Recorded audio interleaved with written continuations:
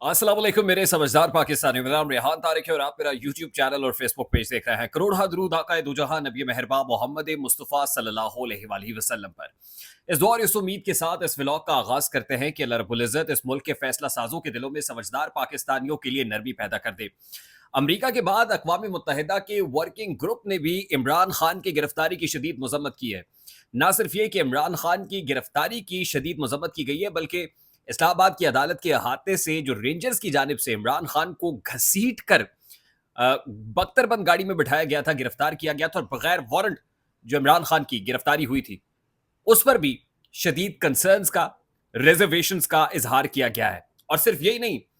इमरान खान की गिरफ्तारी, इमरान खान को जिस अंदाज में गिरफ्तार किया गया, सिर्फ उसकी मजम्मत नहीं की गई, बल्कि पाकिस्तान तहरीक इंसाफ के रहनुमाओं, कारकुनान की गुमशुदगी और रहनुमाओं की गिरफ्तारी पर भी अक़वाम मुत्तहिदा की जानिब से अपने शदीद कंसर्न्स का इजहार किया गया। और बहुत सिंबॉलिक है, at this point in time बहुत ही सिंबॉलिक है कि एक तरफ तो अमेरिका की जानिब से कांग्रेस में एक ऐसी करारदाद पेश की गई जो 368-7 यानी भारी अक्सरियत से, जिसमें रिपब्लिकन और डेमोक्रेट्स दोनों ने मिलकर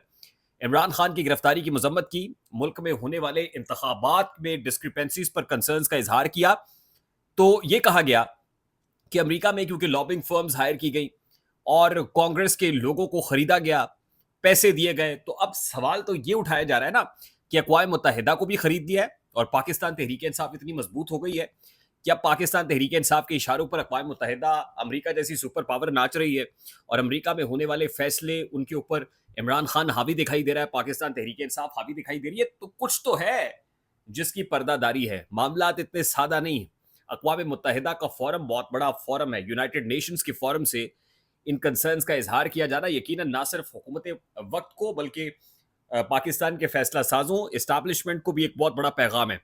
और जैसे जैसे इस तरह के पैगामात मौसूल हो रहे हैं, हर गुजरते दिन के साथ और हर गुजरते वक्त के साथ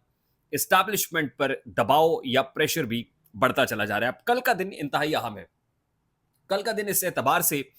इंतहाई अहमियत का हामिल। अच्छा, मैं इस तरफ आता हूं, लेकिन उससे पहले आपको बता दूं कि आज इस्लामाबाद के अंदर पाकिस्तान तहरीक इंसाफ की कोर कमेटी का इजलास हुआ और 3 करारदादें मुतफ़िका तौर पर मंजूर की गई हैं। सबसे पहले तो party secretary general Umar Ayub के इस्तीफे को यकसर मुस्तरद कर दिया गया है। उसके बाद पाकिस्तान तहरीक इंसाफ को खैरबाद कहने वाले, छोड़ने वालों की मजम्मत की गई है और उनका मामला इमरान खान पर छोड़ दिया गया है। उसके अलावा जो पाक पार्टी के जो इंटरनल अमूर हैं, उस हवाले से जो पार्टी के जो वो लोग हैं जहाँ पे डिवीजन का एलिमेंट मौजूद है, तो इस तरह के एलिमेंट्स की शदीद मजम्मत की गई है। तो पाकिस्तान तहरीक इंसाफ की कोर कमेटी इजलास से अहम बात यह है कि ख़ास तौर पे जो जलसा होने जा रहा है 6 जुलाई को इस्लामाबाद में, उसकी तैयारियों पर का जायज़ा भी लिया गया है असर नौ। और लाहौर में जो 9 तारीख दी गई है, क्योंकि मुहर्रम 10 जुलाई से शुरू हो रहे हैं, तो उससे पहले पहले पाकिस्तान तहरीक इंसाफ एक मैस मोबिलाइजेशन कैंपेन का इरादा भी रखती है और ज़ाहिर है इमरान खान साहब की वाज़ेह इंस्ट्रक्शंस और हिदायत भी मौजूद है। यानी ये कंसेंसस डेवलप हुआ है कि जो टॉप पर लोग मौजूद हैं, बावजूद इसके कि जो तनकीद उन पर आ रही है, वो फवाद चौधरी कर रहे हों, इमरान इस्माइल कर रहे हों, अली जैदी कर रहे हों, शहरयार आफरीदी कर रहे हों, शादाना गुलजार या कोई भी कर रहा हो, उसको बिल्कुल उठा के रद्दी की टोकरी में फेंक दिया गया है। और कोर कमेटी ने अपनी इस लीडरशिप के ऊपर जो है वो फुली कॉन्फिडेंस का इजहार किया है, इत्मीनान का इजहार किया है, क्योंकि लोगों के कंसर्न्स तो यही थे कि ये जाके इमरान खान से मिलते और इमरान खान को क्लियर पिक्चर बताई नहीं जाती है। इसलिए पिछले दिनों जुनैद अकबर खान ने भी कोर कमेटी से इस्तीफा देने का फैसला किया था। तो लगता ही है कि वाज़ेह तौर पर ये जो ऊपर लोग बैठे हुए हैं, अब इनका कंसेंसस है, ये आपस में स्ट्रॉन्ग बॉन्डिंग रखे हुए हैं और उनको पता है कि अगर हम टूटे तो यहाँ पार्टी का शिराज़ा इमरान खान की कॉज को नुकसान पहुंच सकता है। दूसरी इंपॉर्टेंट चीज़ ये है कि कल का दिन अदालती महाज पर इंतहाई अहमियत का हामिल है। कल 2 जुलाई है और 2 जुलाई को एडिशनल सेशन जज अफजल मजोका की अदालत में इमरान खान और बुशरा बीबी की इद्दत में निकाह केस की जो मरकजी अपीलें हैं वो लगी हुई हैं। आपको याद होगा ना कि इससे पहले 29 जून को जो फैसला आया,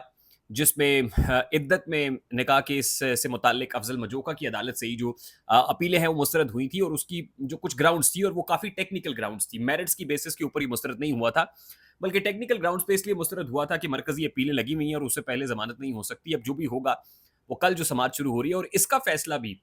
10 जुलाई तक आना है, क्योंकि इस्लामाबाद हाई कोर्ट के जस्टिस मियां गुल हसन औरंगजेब की वाज़ेह हिदायत थी कि मरकजी अपीलों का फैसला भी 1 महीने के अंदर अंदर सुनाया जाए। तो 10 जुलाई तक जो है इस मरकजी अपील का फैसला भी एडिशनल सेशन जज अफजल मजोका की अदालत से आना है। यानी कल का दिन जब मरकज़ी अपीलों पर समाअत शुरू होने जा रही है, तो इंतहाई अहमियत का हामिल, इंतहाई अहमियत इख्तियार कर गया है। दूसरा जो इम्पोर्टेंट केस है, वो जस्टिस मोहसिन अख्तर कियानी की अदालत में लगा हुआ है और इस केस का ताल्लुक जस्टिस बाबर सत्तार और उनकी फैमिली की डेटा लीक से मुताल्लिक है। उनके जो कसूरवारान हैं, उनका तयन करने से मुताल्लिक ये केस इंतहाई अहमियत का हामिल है और एक ऐसे वक्त में कि जब जस्टिस मोहसिन अख्तर कियानी समेत इस्लामाबाद हाई कोर्ट की 6 जजेस एंटी एस्टैब्लिशमेंट स्टांस लिए हुए हैं, डटे हुए हैं। जस्टिस बाबर सत्तार ने जो कल इम्पोर्टेंट तहरीरी फैसला दिया ऑडियो लीक्स के हवाले से, नजमुल साकिब और बुशरा बीबी की ऑडियो लीक्स के ऊपर, और उसमें तौहीन अदालत के नोटिस जो है लेफ्टिनेंट जनरल रिटायर्ड हफीज़ुर रहमान को और उनके जो पीटीए के मेंबर्स हैं उनको जारी किए गए। तो ऐसे मौके पर जस्टिस बाबर सत्तार की फैमिली के डेटा लीक से मुताल्लिक जो केस है, कल जस्टिस मोहसिन अख्तर कियानी की कोर्ट में लगा हुआ है। इसके अलावा एडवोकेट अजहर सिद्दीक ने इस्लामाबाद की अदालत में, बल्कि चीफ जस्टिस आमिर फारूक साहब की अदालत में पटिशन की थी बल्ले का, सियासी जमात से बल्ले का इंतखाबी निशान छीनने के मामले के ऊपर। तो जस्टिस आमिर फारूक साहब कल इस केस की समाअत करने जा रहे होंगे। उसके अलावा इस्लामाबाद की जो कानून साज असम्बली से मुताल्लिक एक दरख्वास्त जो है वो एक शहरी की जानिब से दायर की गई थी, तो कल उसका मामला भी अदालत के अंदर इस्लामाबाद हाई कोर्ट के अंदर होगा। यानी इस्लामाबाद हाई कोर्ट के अंदर कल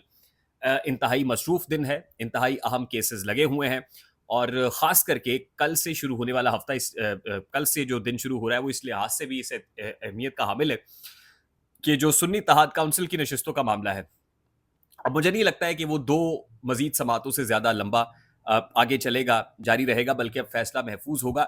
और इसी हफ्ते अगली 2 समातों पर मुझे लग रहा है कि फैसला महफूज होने के बाद फैसला सुना दिया जाएगा। एटलीस्ट शॉर्ट ऑर्डर तो मैं आता हुआ देख रहा हूँ, जो यकीनन बड़े-बड़े ईवानों में बड़ा भूचाल भी मचा सकता है। लेकिन उसके साथ अहम मामला ये भी है कि आज से जो नया फिस्कल ईयर शुरू हुआ है, फाइनेंशियल ईयर शुरू हुआ है, उसके अंदर जो बिजली के नरखों में इज़ाफ़ा है, गैस की कीमतों में इज़ाफ़ा है, सैलरीड क्लास के ऊपर टैक्सेस हैं, दूध के डब्बे के ऊपर, डेयरी प्रोडक्ट्स के ऊपर टैक्सेस हैं, अद्वियात के ऊपर टैक्सेस हैं। उससे एक ऐसी कैंपेन आज पूरे मुल्क के अंदर देखने को मिली है। शहर-शहर, नगर-नगर बिजली की लोड शेडिंग हो रही है, एहतजाज हो रहे हैं, लोग सरापा एहतजाज है और आम पब्लिक अगर सड़कों पर निकल आई और दमादम मस्त कलंदर हो गया, तो हुकूमत के लिए उल्टी गिनती शुरू हो जाएगी और फैसला साज़ों के लिए भी सोचने का वक़्त हुआ चाहता है, लम्हा फ़िक्रिया है। सवाल तो ये भी है कि सोचेगा कौन?